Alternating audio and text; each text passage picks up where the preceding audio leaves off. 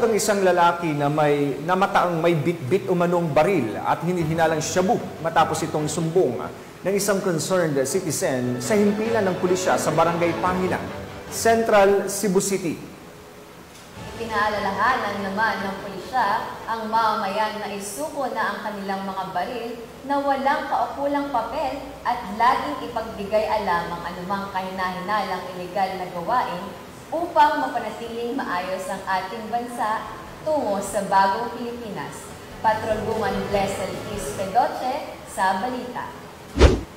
Mas rehas ang isang lalaking nahuli sa akto na may dalang baril at hinihinalang shabu sa San Shanku Street, Barangay Pangilan, Central Cebu City nito lamang makaraan. Kinilala ni Police Major John De Libres, officer in charge ng Carbon Police Station 5 Cebu City Police Office, ang suspect na si Domingo, 55 anyos at residente ng nabanggit na lugar.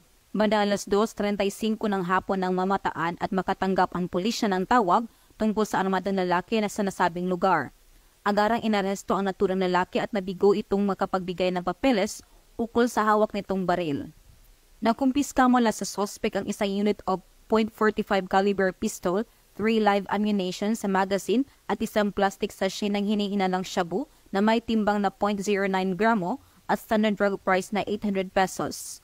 Samantala, kasalukuyang nasa kustudiya na ngayon ng Carbon Police Station 5 CCPO ang suspect para sa dokumentasyon at tamang disposisyon na kung saan mahaharap ito sa kasong paglabag sa Republic Act 9165 o Comprehensive Dangerous Drugs Act of 2002 at RA 10591 o Comprehensive Firearms and Ammunition Regulation Act ang naaresto. Magandang araw po sa lahat ng tagapagsubaybay ng ating programa, Police News Network.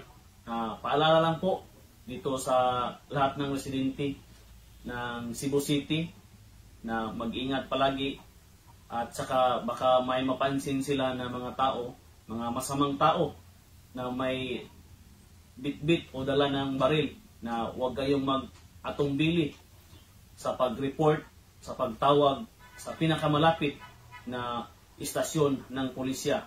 Nandito lang po kami handang tumulong at sasagot sa lahat ng mga problema. Ang Cebu City PNP katuwang ang komunidad ay nagsusumikap na mas paitingin pa ang kampanya laban sa illegal na droga at makalap lahat ng loose firearms alinsunod sa programa ng pamahalaan dahil sa bagong Pilipinas, gusto ng pulis, ligtas ka. Mula dito sa Cebu City, ako yung Police News Network correspondent, Patrolwoman Blessed